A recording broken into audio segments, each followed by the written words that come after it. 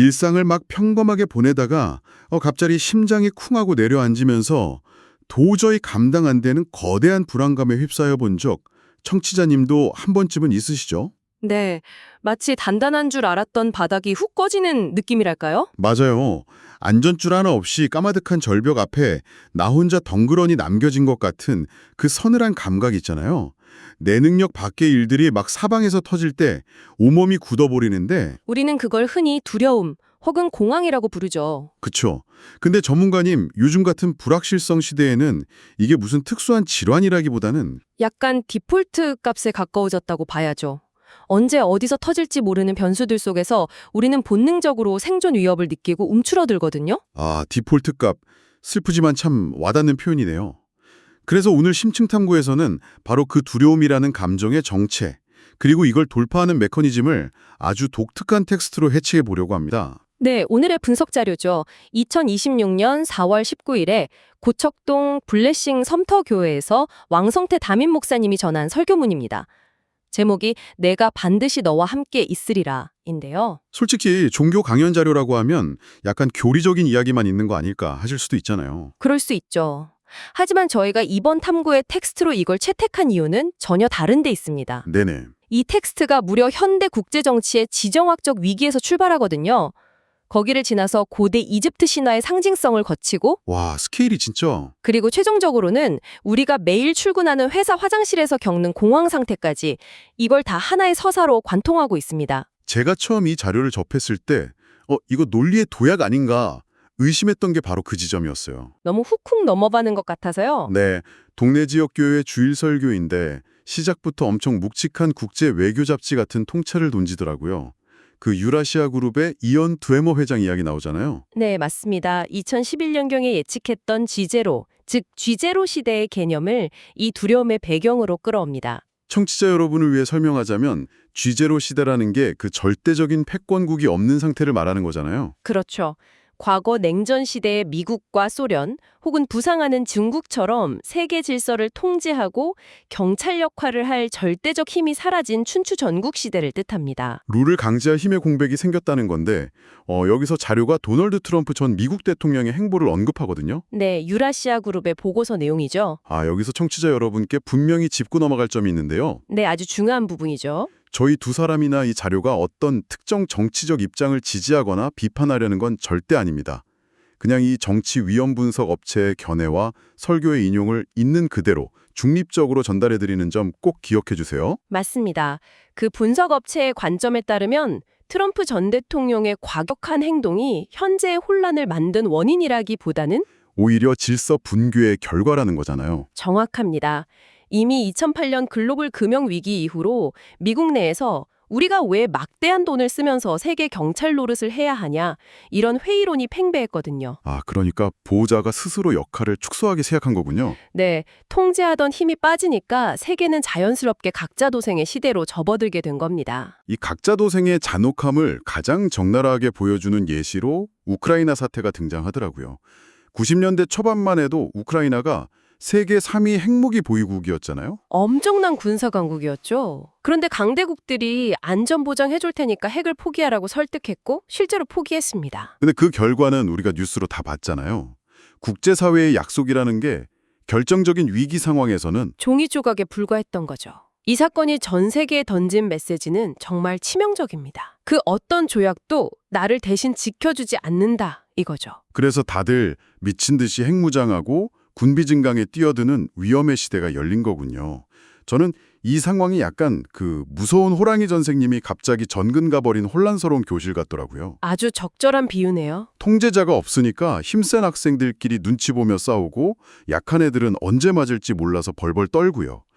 근데 전문가님, 솔직히 이 거시적인 국가 안보 위기가 평범한 개인이 느끼는 두려움이랑 도대체 무슨 상관이 있는 겁니까? 스케일만 다를 뿐이지 작동하는 메커니즘이 완전히 똑같기 때문입니다. 똑같나요? 네, 설교자가 이 거창한 쥐죄로 개념을 빌려온 이유가 바로 그거예요. 절대적인 보호자의 부재가 어떻게 개개인의 내면적 두려움, 즉 공황으로 직결되는지 보여주려는 정교한 은유인 거죠. 와, 그러니까 글로벌 질서가 무너지는 그 구조적 공포가 내가 통제할 수 없는 세상에 툭 내동댕이 쳐졌다는 일상적인 고립감이랑 맞닿아 있다는 거네요. 그렇습니다. 그래서 이 자료는 여기서 시선을 확 좁힙니다. 거시 세계에서 개인의 내면으로요. 그러면서 창세기 3장 텍스트를 해부하죠. 신학적 진단이 나오는 부분이군요. 인간이 처음으로 두려움을 느낀 순간이요. 네, 신과 단절되었을 때, 즉 절대적 보호자의 부재를 경험했을 때 인간이 가장 먼저 한 행동이 자신이 벗었음을 인지하고 숨은 겁니다. 단순히 옷을 안 입었다는 게 아니라 외부 위협으로부터 나를 방어할 막이 없다는 초라한 정체성을 깨달았다는 거잖아요. 맞아요. 우크라이나가 핵무기라는 방패 없이 벌거벗겨졌듯 인간도 보호망이 사라지면 근원적인 공황에 빠진다는 걸 보여주는 겁니다. 아하. 그리고 이 두려움을 제대로 해부하기 위해서 고대 역사상 가장 엄청난 두려움에 직면했던 한 인물을 끌고 나오죠. 바로 80세의 모세입니다. 네, 출애굽기의 그 모세요. 80세 노인한테 신이 나타나서 이집트 파라오한테 가라, 민족을 구해라 이러잖아요.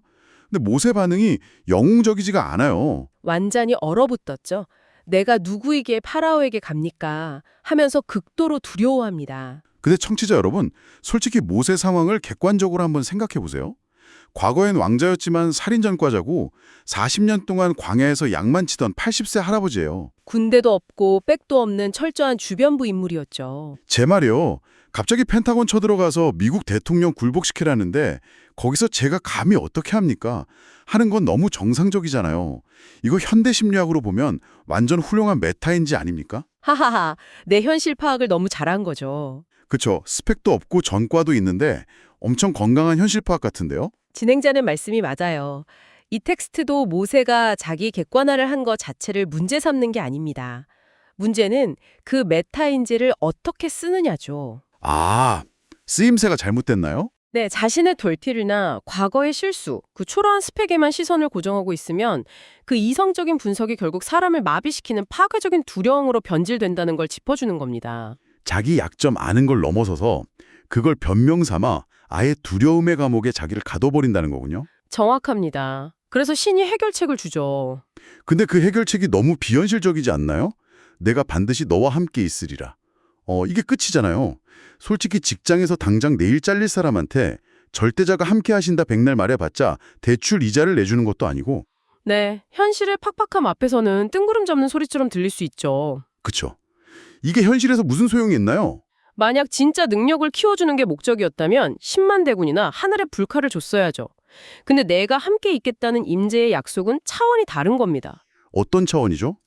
공황이라는 게 결국 저 거대한 파라오나 직장 상사가 내 생사 여탈권을 쥐고 있다는 착각에서 오거든요. 아, 내 목줄 저 사람이 쥐고 있다. 네, 근데 절대자의 임재는 그 착각을 깨버립니다. 내 목줄을 쥔 줄 알았던 그 권력들이 사실은 최종 결정권자가 아니라는 인식의 전환, 즉 시선의 이동을 가져오는 거죠. 와, 짓눌렸던 시선을 위로 확 돌려버리는 거네요. 나침반처럼요. 내가 싸울 대상의 크기에 쫄지 않고 더 거대한 통제자한테 주파수를 맞춘다? 그래서 자료에서 인용한 찬송가 가사 있잖아요. 그 두려움이 변하여 내 기도 되었고 전날의 한숨 변하여 내 노래 되었네. 아, 그게 그냥 종교적인 수사가 아니라 시선이 이동하는 그 치열한 과정을 정확히 묘사한 거군요. 맞습니다. 그리고 이 시선 이동이 그냥 정신승리로 끝나면 안 되잖아요. 그래서 신이 아주 파격적인 시청각 교육을 보여줍니다. 출애굽기 4장에 나오는 그 유명한 기적이요. 지팡이가 뱀이 된 사건. 네, 평범한 지팡이를 땅에 던지니 뱀이 되고 꼬리를 잡으니 다시 지팡이가 됐죠. 여기서 설교자분 농담이 너무 재밌었어요. 아니 기광 능력 보여줄 거면 불 뿜는 용이나 티라노사우루스 같은 걸로 변하게 하지 왜 하필 뱀이냐고요. 저도 거기서 엄청 웃었는데요. 사실 이 질문에 고대 이집트의 신화적, 지정학적 비밀이 숨어 있습니다. 오, 어떤 비밀인가요? 고대 이집트 파라오의 왕관을 보면 정중앙에 코브라 문양이 빳빳하게 서 있습니다. 이걸 우라이오스라고 부르거든요. 아, 저 다큐에서 본 적 있어요. 황금 왕관 한가운데에 곧 물어뜯을 것처럼 붙어있는 그거요. 네, 그 코브라가 나일강 하류의 수호 여신 우제트의 화신입니다.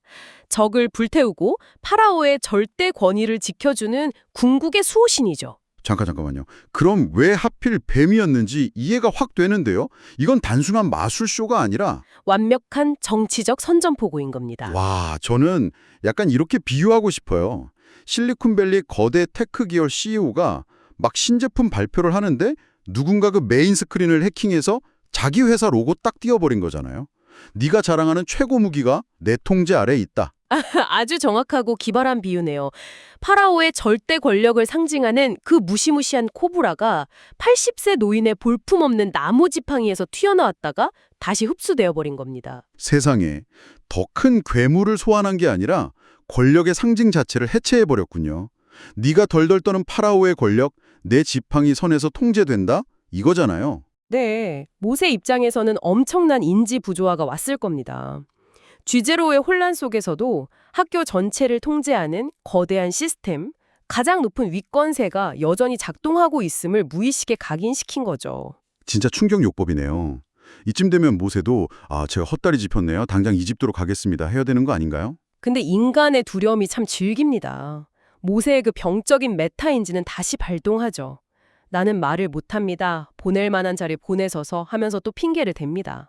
와, 진짜 징글징글하네요. 또 자기 결핍으로 시선을 돌리는 거잖아요. 네, 끝없이 자기 연민으로 파고드는 거죠. 이때 자료에 나오는 절대자 반응이 너무 통쾌했어요. 설교자가 이걸 뭐라고 표현했냐면 주님이 답답해서 뒷목을 잡으신다고. 그러면서 청취자들한테 완전 직설적으로 일갈하잖아요. 적당히 좀 하세요라고요. 맞습니다. 적당히 좀 하세요. 이 멘트가 품고 있는 심리학적 해독작용이 상당합니다. 완전 뼈 때리는 말이었어요. 우리는 보통 두려워하는 나를 동정해 주길 바라잖아요.